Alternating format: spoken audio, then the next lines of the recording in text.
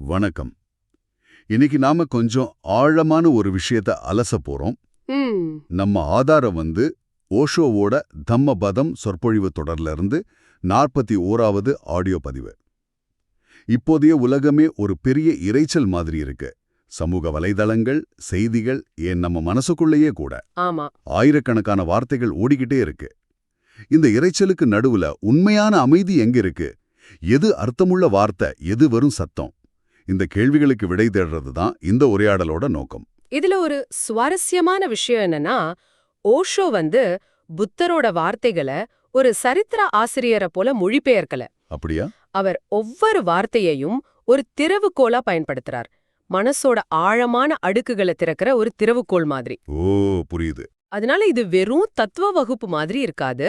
நம்ம ஏன் பேசிக்கிட்டே இருக்கோம், மௌனம் ஏன் நமக்கு பயத்தை கொடுக்குது, உண்மையான வெற்றிங்கிறது மத்தவங்கள ஜெயிக்கிறதா இல்ல நம்மள நாமே ஜெயிக்கிறதான்னு நம்ம அன்றாட வாழ்க்கையோட சம்பந்தப்பட்ட பல விஷயங்களை இதுல நாம பார்க்க போறோம். அருமை. அப்ப முதல் கேள்வியிலிருந்தே ஆரம்பிக்கலாம். ஓஷோ கேக்குறார், நாம ஏன் இவ்ளோ பேசுறோம்? ம் பொதுவா பார்த்தா மத்தவங்களோட தொடர்புல இருக்க தகவல்களை பரிமாறிக்கணும்னு சொல்லலாம்.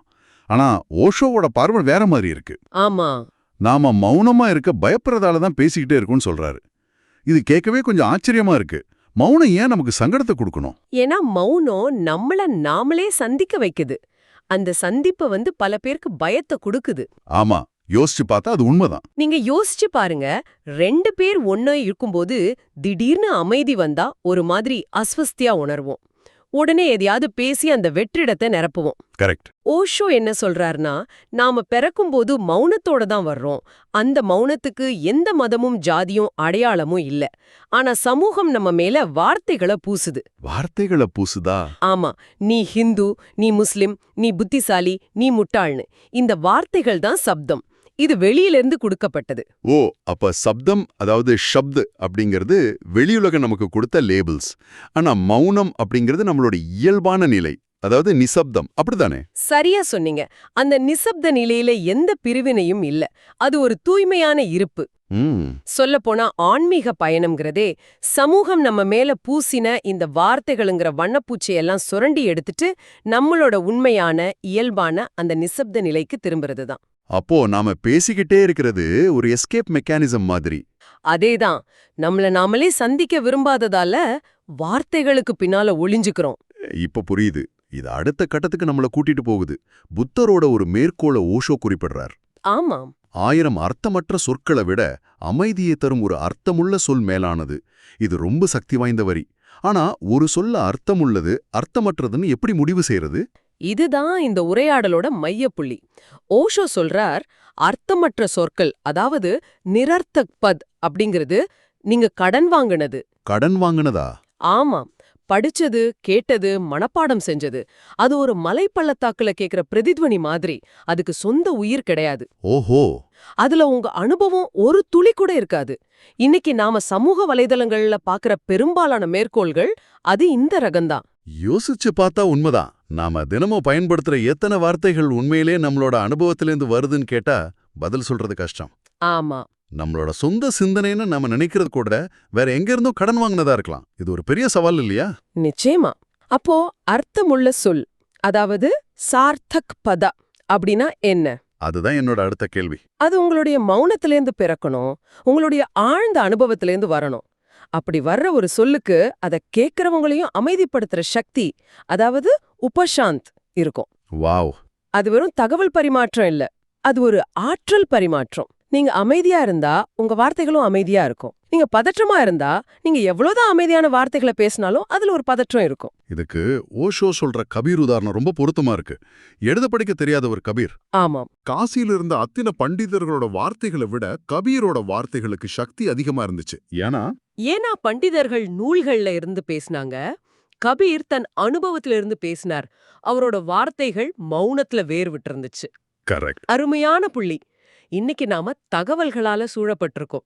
ஒரு விஷயத்த பத்தி ஆன்லைன்ல படிச்சுட்டு அத பத்தி பேசுறது ரொம்ப சுலபம். ஆமா. ஆனா கபீர் மாதிரி அனுபவத்துல இருந்து பேசுறதுக்கு ஒரு தைரியம் வேணும். ஏன்னா அது உங்களோட உண்மையை வெளிப்படுத்துது. சரி, அனுபவத்திலிருந்து வர்ற வார்த்தைகளை கேட்கறதுக்கு நாம இதயத்தை திறக்கணும்னு சொல்றீங்க. அப்போ அந்த வார்த்தைகளை புரிஞ்சுக்க நாம கேட்கிற விதமும் மாறணுமா? கட்டாயமா வாரணும். இதத்தான் புத்தர் சரியான செவிமடுத்தல், அதாவது சம்யக் ஸ்ரவணா அப்படின்னு சொல்றார். சம்யக் ஸ்ரவணா. நாம பொதுவா எப்படி கேட்போம்? மூளையால கேட்போம். ஒருத்தன் பேசும்போது மனசுக்குள்ள விவாதம் பண்ணுவோம். சரி பாப்போம், ஒப்பீடு செய்வோம். ஆமா, அது இயல்புதானே. ஆனா அனுபவத்திலிருந்து வர்ற வார்த்தைகளை அப்படி புரிஞ்சுக்க முடியாது. உங்க சொந்த கருத்துக்கள், கோட்பாடுகள் எல்லாத்தையும் ஒரு நிமிஷம் ஒதுக்கி வச்சுட்டு ஒரு குழந்தை மாதிரி, திறந்த மனதோட. ஆமா, திறந்த மனதோட இதயத்தால கேட்கணும். அப்போதான் அந்த வார்த்தைகள்ல இருக்கிற அமைதி உங்களையும் வந்து தொடும். அது ஒரு தர்க்கம் இல்ல, அது ஒரு உணர்வு. அப்போ அர்த்தமுள்ள வார்த்தைகள் பேசணும்னா முதல்ல நமக்கு அந்த மாதிரி ஒரு ஆழமான அனுபவம் தேவை. அந்த அனுபவத்தை பெறுறது எப்படி? இங்கேதான் புத்தரோட அடுத்த மேற்கோள் வருதுன்னு நினைக்கிறேன். ம் போர்க்களத்துல 1000 வீரர்களை ஜெயிக்கிறத விட தன்னைத்தானே ஜெயிக்கிறது தான் உன்னதமான வெற்றி. ம் இந்த ரெண்டுக்கும் தொடர்பு இருக்கா? தன்னை ஜெயிச்சாதான் அர்த்தமுள்ள வார்த்தைகள் பிறக்குமா? மிக சரியான இணைப்பு. தன்னைத்தானே வெல்வது, அதாவது ஆத்ம விஜய், அதுதான் எல்லாத்துக்கும் அடிப்படை. சரி, ஓஷோவோட பார்வையில இந்த தன்னை வெல்லும் பயணத்தோட முதல் படி என்ன தெரியுமா? என்ன?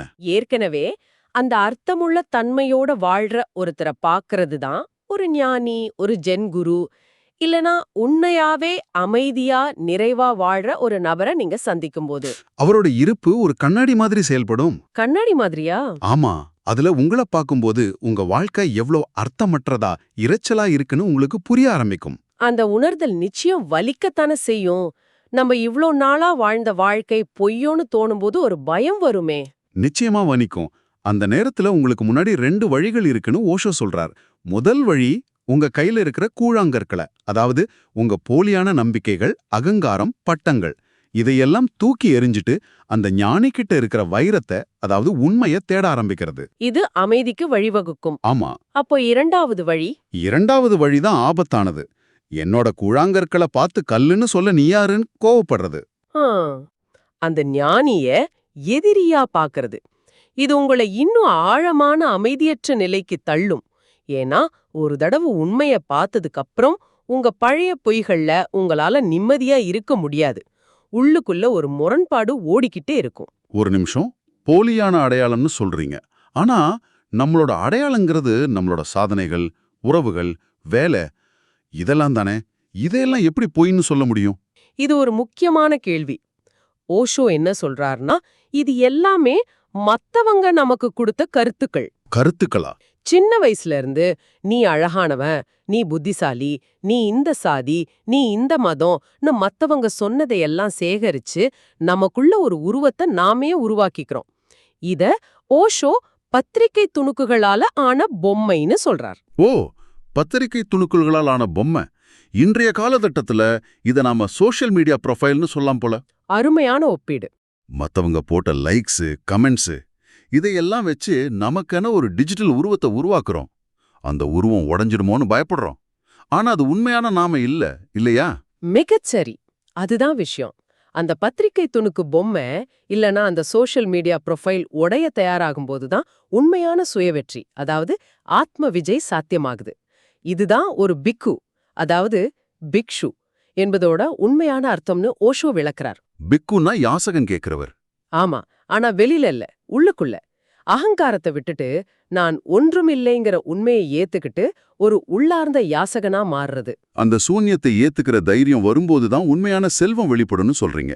சரி, இந்த சுயத்தை இழக்க தயாராகும் போது அடக்குதல், வழிபாடு மாதிரியான விஷயங்களோட உண்மையான அர்த்தமும் நமக்கு புரிய ஆரம்பிக்குமா? ஆமா. உதாரணத்துக்கு தமன், அதாவது தமன், அடக்குதல்ங்கிற வார்த்தையை எடுத்துக்கலாம். இன்னைக்கு இந்த வார்த்தைக்கு ஒரு எதிர்மறையான அர்த்தம் இருக்கு. ஆமா, சிக்மண்ட் ஃப்ராய்டுக்கு அப்புறம் தமன்னா ஆசைகளை உள்ளுக்குள்ள அழித்து வைக்கிறது, ரெப்ரெஷன் அப்படின்னு ஆயிடுச்சு. அது ரொம்ப ஆபத்தானதுன்னு சொல்லுவாங்க. உண்மைதான். அழுத்தப்பட்ட ஆசை இன்னும் வலுப்பெற்று எரிமலை மாதிரி வேற வழியில வெடிக்கும்னு சொல்றாங்க. ஆமா. ஆனா புத்தர் காலத்துல தமன்ங்கிற வார்த்தைக்கு அர்த்தமே வேற. அது ஆசைகளோட சண்டை போடுறதில்ல. அப்போ என்ன? அது ஆசைகளை முழுமையான விழிப்புணர்வோட கவனிச்சு புரிஞ்சுக்கிட்டு அவற்றை அமைதிப்படுத்துறது, அதாவது சாந்த் கர்ணா. அது போரிடுறதில்ல, புரிஞ்சுக்கிறது. இது எனக்கு புத்தாண்டு சபதங்களை ஞாபகப்படுத்துது. நான் இனி கோபப்பட மாட்டேன் அல்லது சர்க்கரை சாப்பிட மாட்டேன்னு சபதம் எடுப்போம். ஆனா வாரத்திலேயே தோத்து போவோம். ஆமா, ஓஷோ சொல்றத பார்த்தா பிரச்சனையே அந்த சபதத்துல தான் இருக்கு போல. மிகச்சரியாக பிடிச்சிங்க. சபதம் எடுக்கும்போதே நீங்க உங்களை 2ஆ பிரிக்கிறீங்க. ஒரு பகுதி சபதம் எடுக்குது, இன்னொரு பகுதி அதை மீற காத்துக்கிட்டு இருக்கு. இது ஒரு உள்நாட்டு போர் மாதிரி.